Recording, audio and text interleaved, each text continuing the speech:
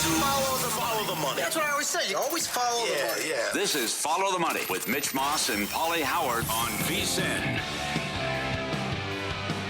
Busy hour on tap. Coming up in 15 minutes, Best Bets Open Championship. Jeff Seeley on the program, bottom of the hour. Matt Humans, his best bets are in pocket plays in 45 minutes. We begin the hour by going out to the Progressive Guest Line as the great Matt Vasgersian, MLB Network, and Netflix joins the program. Great job the other night on the Home Run Derby. Did you enjoy the format? Did you enjoy that overall, Matt? I had a great time, Bitch. I thought it was a blast. I mean, you know, everybody likes to be sports TV critics love to dig in on things like, well, it's the Holy Grail, right? It's a new rights holder. It's a relatively new booth, and it's a format change. Mm-hmm. So everybody has an opinion. My takeaway from it was not only did I have a great time, I thought the event was awesome. So regardless of the coverage, whether it was ESPN, whether it was Netflix, whoever had it, the event itself was awesome with the format change and with the drama you had, with the two Phillies surviving rounds because the guys that hit after them couldn't quite pass them. Schwarber gets into the final round, has a big total, gets passed at the end. Like the last swing drama was relevant for a lot of the hitters. It didn't drag on the way people feared that it would without the clock. I thought it was awesome. I loved it. It was great. And I have to admit that I didn't know what to think about the new format going in. I think the sport needs to stick with that new format. What do you think of it overall? Agreed.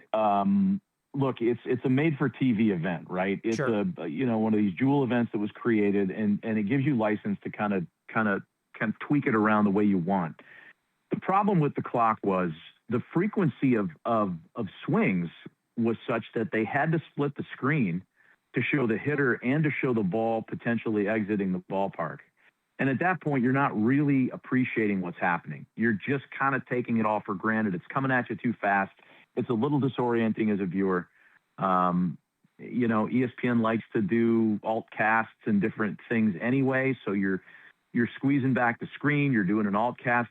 It got to be a lot. Not ESPN's fault. That was the format, and they had to kind of shoot it and cover it that way.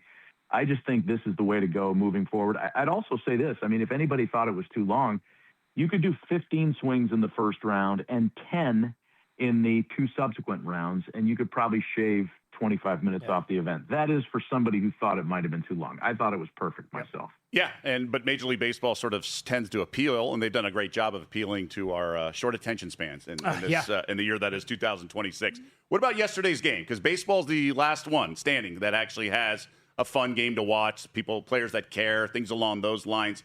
Any deterioration there, things along those lines?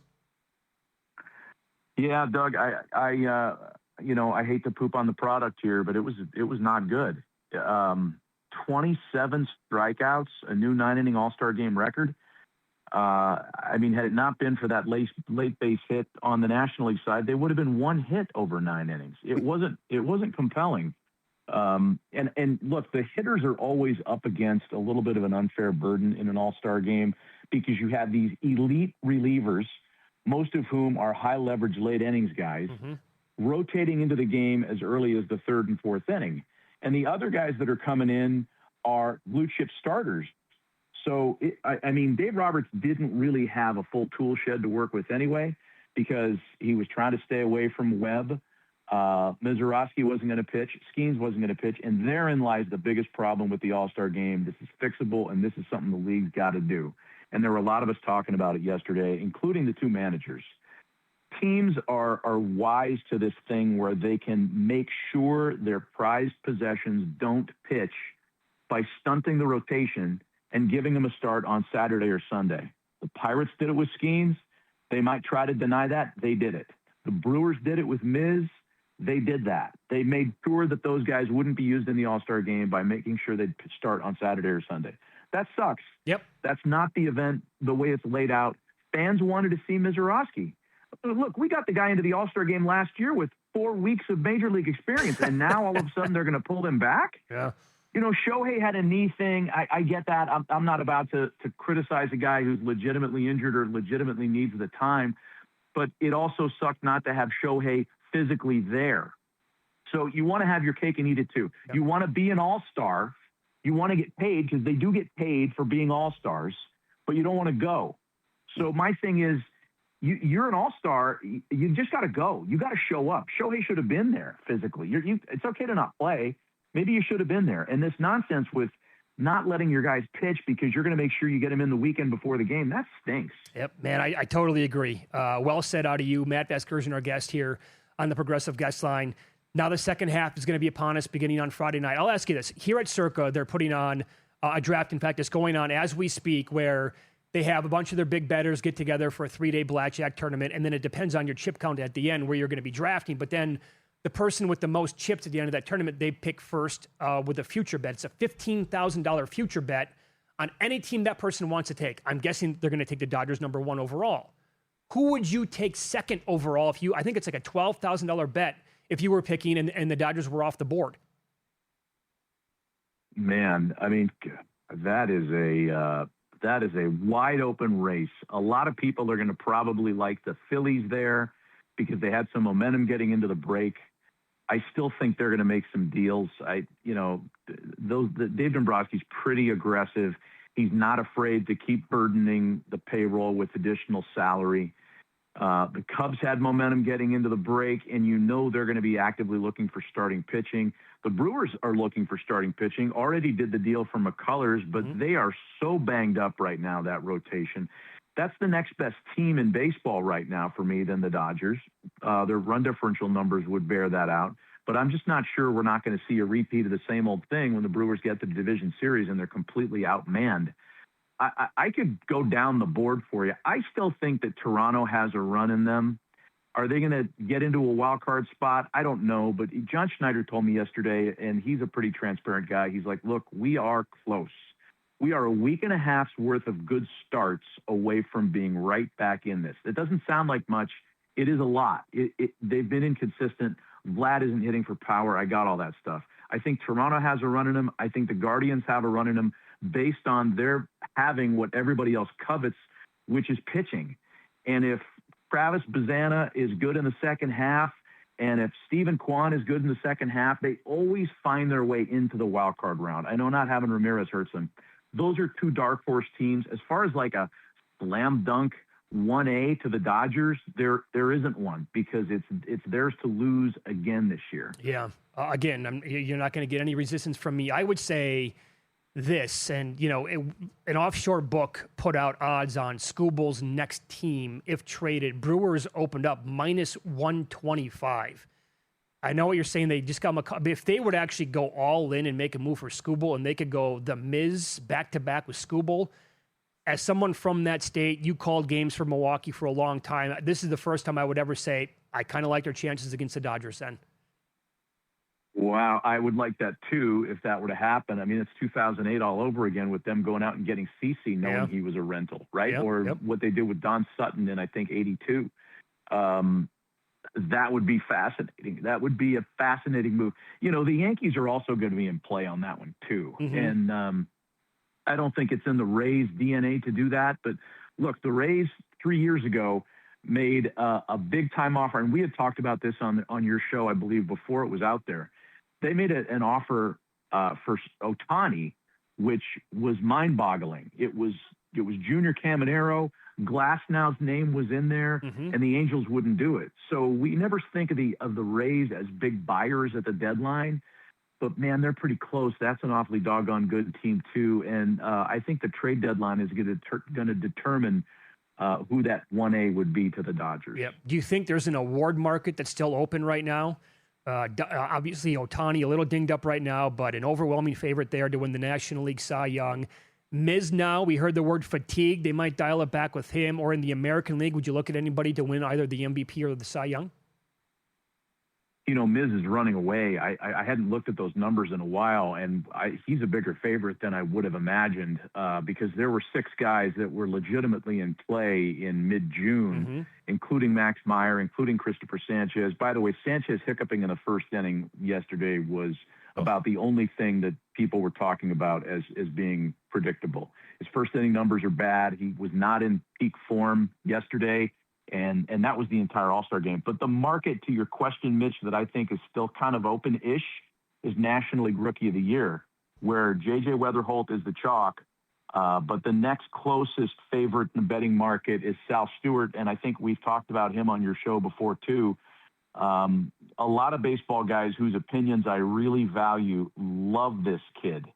And I don't see the Reds becoming irrelevant enough in the second half. I know they're a last-place team right now with a lot of road to hoe, but he's going to get a full complement of plate appearances, even if they fall out of contention in early September. I do believe that. And as far as a numbers accumulator, I think he might end up with the kind of totals that voters have a hard time ignoring, even if St. Louis ends up with a better record. I like Sal Stewart a lot as a player long-term, but I think this year at whatever plus money you could find him at, because I think he's still at plus money. Yep. He'd be my pick. Yeah. Yeah, they're showing the screen right now. It appears as if there's plus 280. There might be a little bit more than that out there on him. So you would say that's worth a grab probably. I think so. And, Okay. Murakami in the American League is interesting. I think the Rookie of the Year markets are the only things that don't have cost prohibitive numbers attached to them right now. Hey, Matt, great job the other night on the Derby. Thanks so much for the time today, and we'll chat soon, okay? Good talking to you guys. See ya. Matt Vasgersian, MLB Network on the Progressive Guest Line. I got a banger future for baseball. You do? I think this number's way off. Okay, we'll get to that coming up. And Jeff Seeley's going to join the program. His best bets for the Open Championship. I'll tell you, he's got a banger. He loves one golfer this week. Find out who it is next.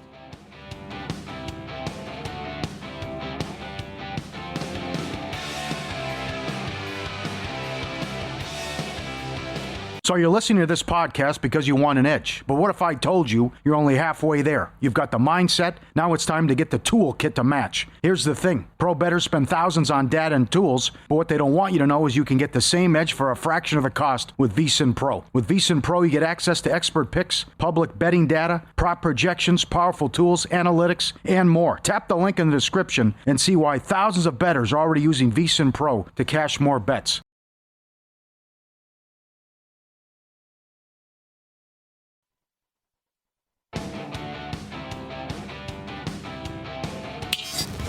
This is Follow the Money on VSiN. So we get round one Open Championship. On the West Coast, it actually begins late tonight, like 11 o'clock Pacific time. East Coast, obviously bright and early. Final major of the year. And we'll go out now to the Progressive Guest Line as Jeff Seeley joins the program. We'll get his best bets with analysis on this event. And I know that you have been dying to talk about this event, I think, you brought it up last week, the week before as well. You love one golfer in particular this week, Jeff. Tell the audience who it is. Yeah, guys, I love Matt Fitzpatrick. I started betting him, and Mitch, I even sent you some of my bets. I started betting him back in December, Christmas time. I was parlaying him with Indiana to win the national championship back when he was 45-1. So I've had my eye on Fitzpatrick here for 8 or 9 months now, and that hasn't changed. Ironically, his price has dropped by 62% since then. He's gone from 45-1 to down to 17-1, and at many books, he's the third favorite right now behind Scotty and Rory. So, I mean, guys, he was 22nd at the U.S. Open, and he has 3 other top 5s in his 3 most recent events. I mean, not many people are in better form right now than Matt Fitzpatrick, and now we get him in the UK where he's going to be tough to beat. I talk about him every week. I don't need to beat the drum too hard. He's my pick to win. Guy I'm extremely invested in. If you want some insurance, I think what's interesting, you could play him at plus 1450 in the winner without Scotty or Rory market. So, I mean, the entire world's on Fitzpatrick now, so it wouldn't surprise me if something happens and he ends up runner-up, in which case maybe a Rory wins or a Scotty wins, and you got a little insurance. And if he's at 17-1, you can get him without Rory or Scotty at plus 1450. I don't hate that at all. It's a little bit of a hedge. Okay, well, how concerned are you that the entire world then is seemingly on Fitzpatrick this week? And then what other ways did you bet him? Like, did you go placements heavy duty on him? Yeah, so I am concerned about it. I bet him top 20 and top 10 as well. Certainly, I think top 10. I think you bet him plus 160 or so. You can find him even 140, 150. I mean, I love him. I love him all the way across the board. So I think he's a great bet any way you're going to find it. Top 10, especially anything 150 or better, I think is a really good bet. Jeff, you did a great job of breaking it all down, and I certainly am going to grab a piece of Fitzpatrick. But I also have a tough time sometimes on these fields where there's such parity in a lot of ways, and then we see guys come out of nowhere. Even when it's among the favorites, Rory almost surprised everyone at the Masters this year, and then Aaron Rai, obviously, in another major. How do you trim the fat? Because obviously it doesn't make sense to bet everyone. How do you trim the fat and pick your spots? I know it's art and science, but how do you go about doing that and really try to find the guys you want to go to battle with into a tournament? Yeah, I think, Doug, in this case for this specific tournament, it's really you got to have some form, right? It's really hard to just come out of nowhere and show up and win the Open Championship. Aaron Rai kind of came out a little bit of nowhere to win the PGA. Not that he's not a good player, but you've got to have some form, and that's really very much the case. So it's easy to rule out a lot of guys who, number one, didn't even play in the Scottish, or number two, don't have any form. And even some talented guys. There's some guys who I like at some bombs this week who don't have much form but have some talent. I don't expect them to win, but I don't like them in the placement market. I might play them in the placement markets, but really, you got to have some form coming in. Less course form and more. Have you done anything this year? Then that's really, if you haven't, that's how I eliminated 80% of the field. What do you make of Chris Gotterup this week? 3 wins on tour so far. He was really good at the Scottish last week. Didn't win, but solid there the entire time. He won the Scottish last week. So it feels to me like, obviously, for Gotterup to go out there to the Open Championship on links-style golf and him performing well is not out of the question whatsoever. Not at all. Keep in mind, he won the Scottish last year, right? So, in 2026, guys, he's played 18 events. He's, like you said, Mitch, he's won 3. He has 2 top 10s. He has 4 top 20s and 4 top 30s. So you talk about form. Chris Gotterup has it in spades. I don't mind him as an outright play, but my favorite way to play him, I played him on DraftKings, top 30 at minus 124. I made a good-sized bet on that. I really like Gotterup. His form is phenomenal. He's playing really good golf, and he's got good golf, played good golf in Europe, so I really like him as a top 30 play, as a guy who's, he's finished top 30 in 2/3 of the majors so far. I think he's in a very good position to do it again, and I think that's a fair price on a guy who's in a tremendous spot. As I mentioned, I don't typically bet a lot of golf, but I'll pick a storyline or narrative and lean into it. Like, for example, I faded Sam Burns in the week after the U.S. Open. It was Scotty, and I barely won. He was great because you lose a tight race, things like that. You wonder how much is left in the tank the following week after a major. Here, a big storyline is Bryson, trying to avoid the Bryson Slam, missing the cut at all 4 majors. I would be looking to fade him, but he's obviously going to be buttoned up and doesn't want that on his resume. How much of that sort of factors into this as you handicap, whether it's the yes/no on a cut or all his matchups? Yeah, I don't really care how buttoned up Bryson thinks he's going to be this week. He's in a different world right now, and it's amazing how far we've come from the guy who won the U.S. Open a few years to who he is now, and he just seems to be out of it. And the guys he's matched up against, Niemann is one that comes to mind right away. They're just in way better form, just playing better golf.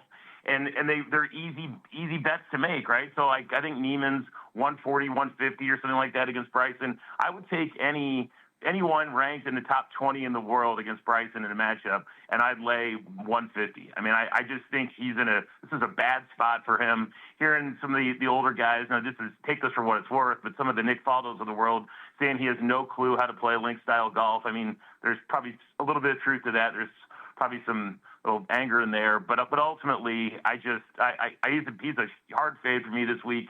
And I think, we could see the Bryson Slam. It wouldn't shock me at all if he missed the cut. There you go, Doug. Get some action on that, fading him. We're talking to Jeff Seeley. You can follow him on X at Cupmaker Jeff. By the way, with that Twitter handle, he's going to do a live Spaces tonight on X with more on this tournament. Let's go mid. We have a couple of minutes left here. Let's go mid-tiers here. Guys that you like 30-1 or higher.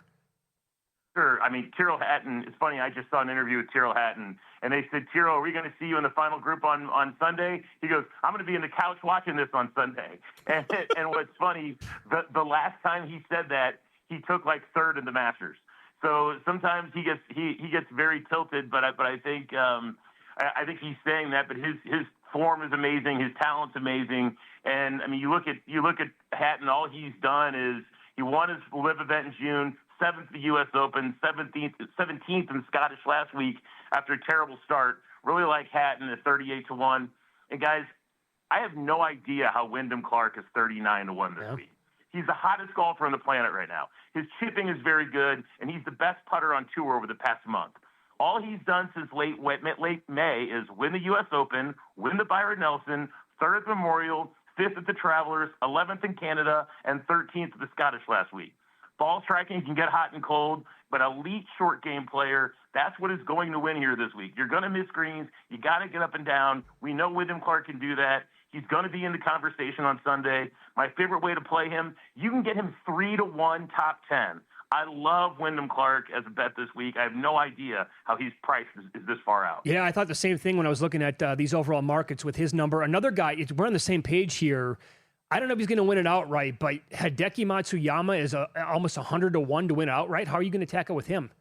Yeah, I mean, I threw $5 on the outright market. What I really like him, Mitch, is first-round leader market at 74-1. I played him top 20 at plus 255. And again, he finished T14th at the Travelers, was T11 through 3 rounds of the U.S. Open. We know he's a major champion, and he's an excellent chipper. So this is just a pedigree play. Top 30 at plus 155 on Hideki.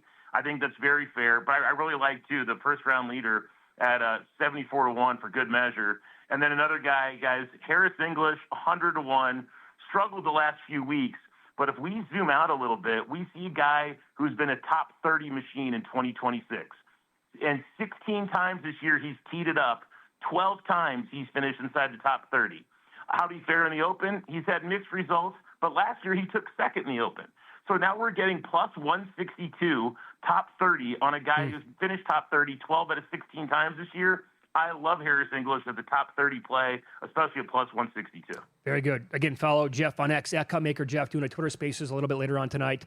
Thanks, pal. We appreciate it, and hope you cash a lot of tickets at the Open this week. Thanks, fellas. Take care. He joined us on the Progressive guest line. Did you formulate now? You got to have some action on this event. I'll go re-listen to everything. I've been busy doing the show. All right, there's a lot going on. I know. My daily routine's been disrupted. I've had to wake up in single digits, meaning 8, 9. Like 8, 9? Yeah. Normally, what time is that? Yeah. Depends on the day. What time do you go to bed normally? This week's been crazy. I did the YouTube show till 6 a.m. because I was out of town last weekend, so I had to catch up. And I've been upside down. I got a eye sty right now. I feel like I went in the boxing ring. It's looking. I can't even notice it. It's all swollen. It's gross. We cut down on the single shots here. How do you navigate that? By the way, I've had one in my life, and I remember like a warm compress on it, and nothing really helped, to be honest.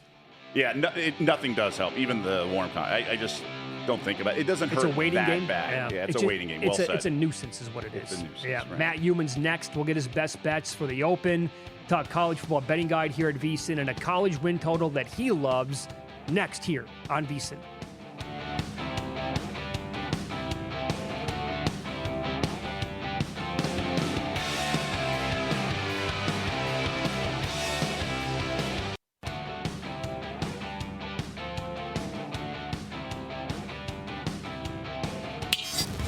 This is Follow the Money on VSiN.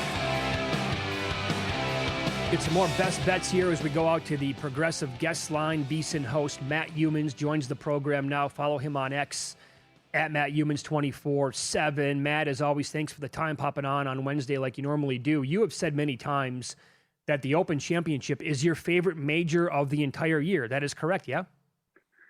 Well, I call it the British Open. I don't call it the Open Championship because we have something here called the U.S. Open. So, out of respect to the U.S. Open, I call this the British Open. But, yeah, it is my favorite. And that's because probably 11 o'clock, midnight, I'll be up watching players tee off.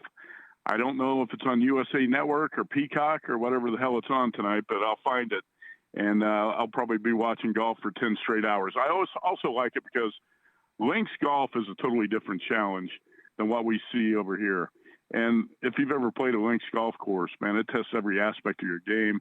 A lot of times we see weather issues pop up in the British Open, And it's different from the other three majors, but the time change is a big part of it. I love to obviously bet on golf and watch golf all night. Yeah, I'm glad you said that, by the way, because I hate that we don't call it the British Open anymore. It needs to go back to that actual label on the event. So then we just talked to Jeff Seeley, got some of his best bets. How are you attacking this tournament, Matt? Well, my favorite player in this tournament, without a doubt, is Patrick Reed, and my second favorite player is Sergio Garcia. No, I'm just kidding. I assume Jeff Seeley is on a fat pat in this tournament, right? Every major. Nope. He is not. No. That's a shocker. Every major, he comes on your show, and he's got plays on Fat Pat. Paul Stone comes on. He'll have a play on Fat Pat.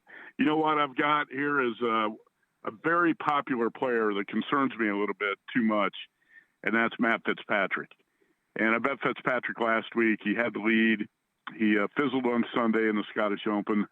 But obviously a guy who hits a low ball flight and in windy conditions, and it could be windy this week. It looks like it's going to be windy at least a couple of the days.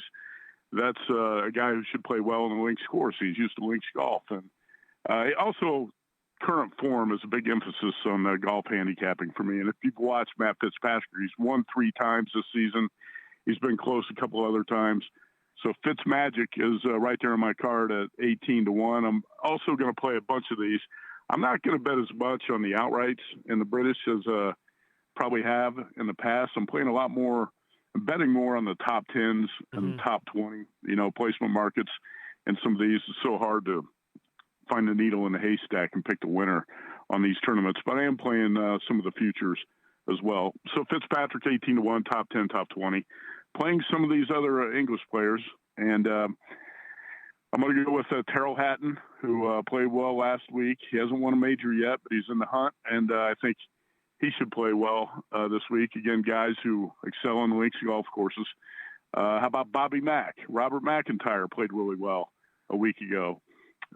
Justin Rose, the guy who I had at long odds in the Masters, and he blew it on Sunday afternoon. I got a feeling Justin Rose is going to play really well this week, and he's up around 38-1, and you can get a good price on him in the top 10 or top 20 markets as well.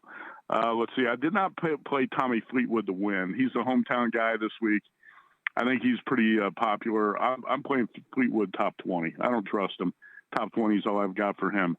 How about another player I really don't like, and I hate to bet on him, but Colin Morikawa. I've got a sneaking suspicion that he's going to play really well this week. All aspects of his game look really strong, and everything should translate to the course this week. I think Morikawa's been really close. So play him at around 30-1. I think he'll have a shot. Chris Gotterup is another guy. Won the Scottish Open last year. Was in the hunt last week. Gotterup is, again, when you're talking about current form, he's about as good as it gets right now. And when you look at these players in the 30s, I think those futures are a little bit more attractive, right? So Gotterup's a guy who can definitely get it done. I'm playing him as well. And I'll give you one more. I was talking with a friend about this guy today, and his name popped up on our show last night. You know, if Joaquin Niemann did not have one disastrous hole in the U.S. Open, he might have won that major. And he's a young guy with a ton of talent. He's kind of fallen off the radar a little bit because he's been on the LIV Tour. But if you watch Joaquin Niemann play, every aspect of his game is strong, and I think he could be in the hunt. That might be a guy, too, who gets off the fast starts.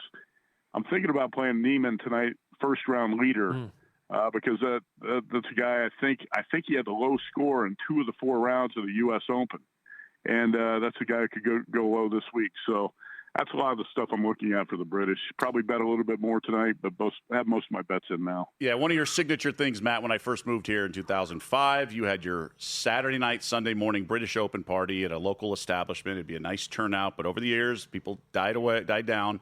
2010, I believe, was the last one. Louis Oosthuizen ran away with the thing, and too many people just bailed on everything, flaked. And so no more, maybe we'll have to bring it back one year. But more importantly, you talked about recent form. Niemann was actually a guy I'm looking at because he's matched up at some shops with Bryson DeChambeau, who's trying to avoid the Bryson Slam, missing the cut at all 4 majors. Anyone that you have circled for matchups, whether it's only round 1 or a tournament matchup? No, I'm not going to bet many matchups. I don't have luck with those. Let me tell you something. As a handicapper, I feel like you got to play to your strengths. Yep. And it's you don't want to spread yourself too thin and start betting things you're not really good at. And look, sometimes I feel like I got a great matchup play. And if I feel like I got a great one, I'll play it. Mitch, you remember this well, and both of you guys will remember this. In the Masters this year, this is one of the best matchup plays I thought I'd ever seen. Justin Rose against Colin Morikawa. Yeah. Remember he had a back injury. Oh, for sure. Said he could barely walk, might not be able to play. Rose had the lead on Sunday afternoon. That's the biggest matchup I bet all year. He won that matchup by 1 stroke. That's it. He almost blew it. And that's the type of luck I have in matchups a lot of times. I don't bet many of them. It's just that's one where we thought Morikawa was going to miss the cut, not even be in contention. Rose almost won the tournament and won the matchup by 1 stroke. So you can kind of see why I'm a little bit hesitant to bet too many matchups. I know a lot of people who say the only way you can win in golf betting is to bet matchups. Well, I don't believe that, and a lot of the people who say that don't win at golf betting anyway. I think the way that you actually can get ahead of it now is playing a lot of top 10s and top 20s. I think that's probably the best way to play it, and that's what I'm playing more of, obviously. Yeah, Mitch, one of my biggest losses ever was betting against Tony Finau when he mashed his ankle. Oh, yeah. In the Masters par 3 contest. I'm thinking, no way. That's right. He almost won the damn thing. Yeah. The entire way, I'm like, all right, it's got to swell up. I'm turning into a doctor on Saturday and Friday night. I need a voodoo doll of Tony Finau, just hoping that ankle crumbles, because I just thought it was the most ridiculous. So, yeah, matchups. And Matt's right. You got to play to your strengths. I know he doesn't bet a lot of totals because he doesn't like them. I think that's right. That's smart advice. Well, I know, Matt, you've been working a lot on the College Football Guide coming out here at VSiN fairly soon. And I heard you talking about this with Tim Murray last night on VSiN Primetime, but there is at least one win total that caught your attention, and you think they have a chance of flying over the number. Which team is that? Yeah, I really, really like this win total. And Doug often says, anything you love? And I say, look, I don't love anything, but I'll say I really, really like this. And, I've been working on the Pac-12. I've been working on the national top 50. So I'm about 70 or 80 teams deep into research. And Paul Stone sent me his top 60. So Paul's rankings, my rankings, and the Bear is going to send me some of his. That's how we're going to do the top 50. But in terms of the Pac-12, I dug up this team. And the more I dug into it, I really like this. Fresno State over 6.5. And there's an interesting thing in the Pac-12 this year. There's a flex game at the end of the schedule on November 28th. And DraftKings is listing win totals for 11 games, not including the flex.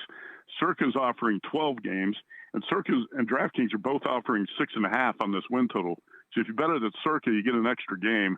You pay minus 120. But again, Matt Entz is the coach. We had him in studio last year during Mountain West Media Days, and I was really, really impressed by this guy.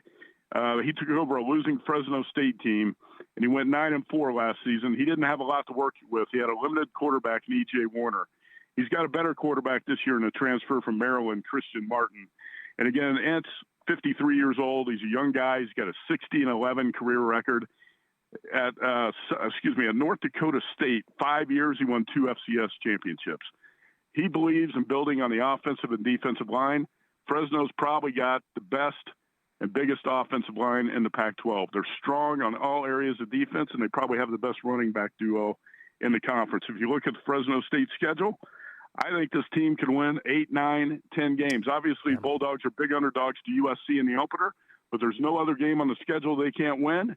And I really, really like Fresno over 6.5. Yeah, that's a great catch. Awesome breakdown. Yeah, I'm going to be on that very soon. Matt, thank you. Enjoy the the British Open. Sorry, and best of luck. Best of luck with the golf. All right. Okay, you bet. Thanks. Yeah, I would. I wish that he would bring back the Sunday morning thing. That was great. I have a buddy who's texting me this week. He's like kind of got screwed up his sleep schedule. He's thinking about having something one of these nights too. Yeah, like 3 a.m., 4 a.m. Imitation's the most sincerest form of flattery. True. Following Matt's lead. He's going to invite humans, too. Up next, our best bets in pocket plays. I added a golfer because they moved him to a number. I told myself that I would have to place a bet. It happened. I'll tell you who it is next. This baseball bet might be my biggest of the year. Oh, damn. Good.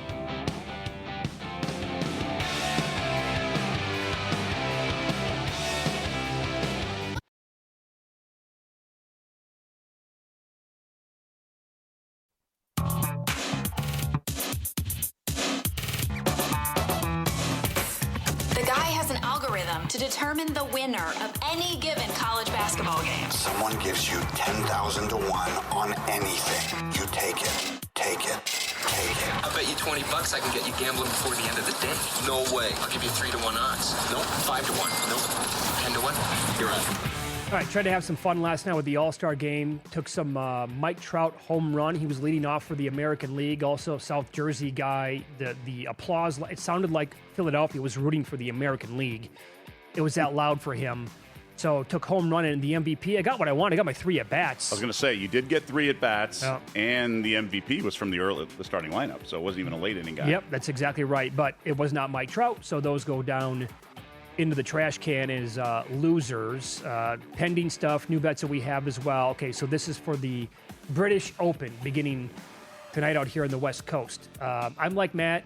I prefer to really fire up the placement bets, the top 10s, the 20s of the world and beyond. So I'm on Schauffele. Told you about this the other day, plus 320 to go top 10. Also, Fitzy at plus 165. That's 1.5 units. I am a little... he was so good at the Scottish, so in theory that should carry over, and like this course fits him, and he's been probably the best golfer on tour this entire year. I'm 0 for my lifetime when I happen to be on the most popular bet golfer in the entire world. So we'll see how this one goes. I'm on Colin Morikawa. This fits his game quite well this weekend. Top 20 at plus 150. Also, I did play Pat, top 20 at plus 245. So Humans probably just vomited in his mouth at that, but it is what it is. Also, I'm taking some bombs here. So I have Francesco Molinari and Rio Hisatatsuni. Probably mispronouncing that last name. Hisatatsuni. It's like Hisatsuni. Okay. It's a tough one for me. But top 40, both guys. Plus 330 for the former, plus 255 for the latter there.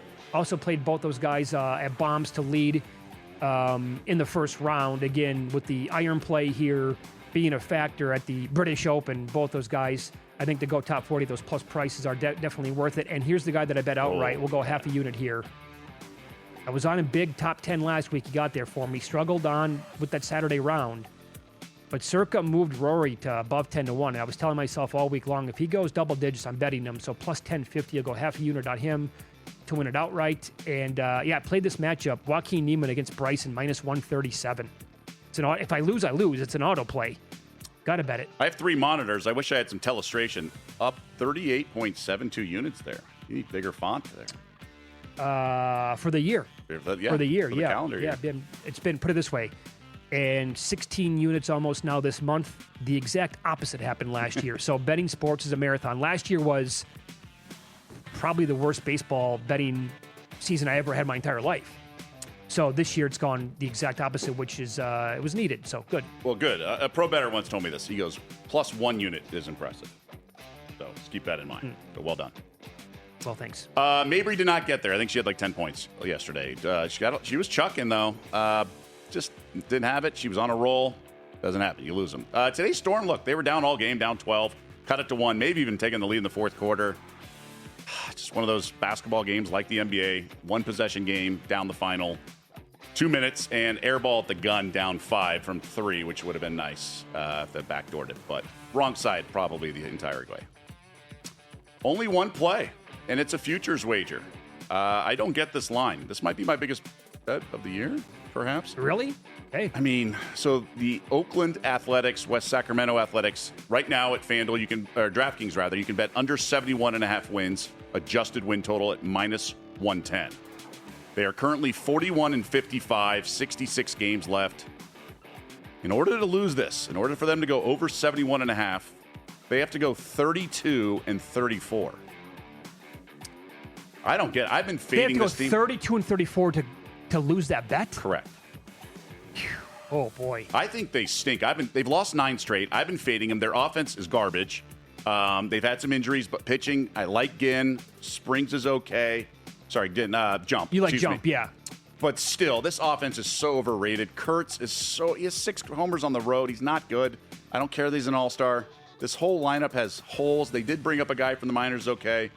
But they've lost 9 straight for a reason. The offense is anemic. And if they go 500 or better, so be it. I lose, whatever. The Angels are going to be better, even though they're in last place. Trout just got back. I just think this number should have been like 64.5. I mean, this is ridiculous. And you have been fading them here in recent weeks, right? Started perfect timing the last couple weeks. Now, when they lost 1-0, I actually bet the under in that game because that was Gage jump. Yeah. So I said, I'm going to play the under. I did not play Sunday's game because I thought it was like the price was right, whatever. They lost 9-1. You know what? That actually might be a good way to approach his game specifically because that dude is good. And I did not even know who he was before he made like his first start this year. But when you pay attention, he's got good stuff. He's got great numbers so far. Starting to get touched up a little bit. That's what got me he had off a couple. Right, but 9. I think it was 9 in Chicago for the White Sox game. I just think this offense, the whole thing that was going on in Sacramento, the team they're facing is also batting in Sacramento in a AAA ballpark. Yeah. Right? Like it goes both ways. The Dodgers mashed them, and then there was a getaway day, the last game they lost, but they're not a 500 quality team the rest of the way. They're a bet against. They're an auto fade really right now. The offense is pretty putrid. Good. And it was smoke and mirrors early in the season. It appears that way anyway. At this point, I don't understand this line. Okay, very good. All right, you had humans talking about college football. Yeah. The NFL betting guide, the VSiN NFL betting guide is out now. Whether you're betting futures, win totals, division races, MVP, Rookie of the Year, or Super Bowl odds, our guide helps you get ahead of the market before training camps begin. Inside, you'll find breakdowns of all 32 teams, projected win totals, best bets from VSiN experts, future analysis, power ratings, and more. Get it today with our football special for just $175. The sooner you sign up, the more value you get with full access to everything we do across every sport through the Super Bowl. That includes daily best bets, real-time betting splits from DraftKings and Circa, AI-powered prop projections, and 24/7 video on the VSiN Watch app. Head to vsin.com/subscribe now. That's VSIN.com/subscribe. And I know it's recently out, and it's got good stuff. It's outstanding, as always. Let me give you this. So the third place game is up as well. Oh, boy. Before I get there, there has been some movement at certain books on Spain in the three-way. They were plus 125 to beat Argentina on Sunday.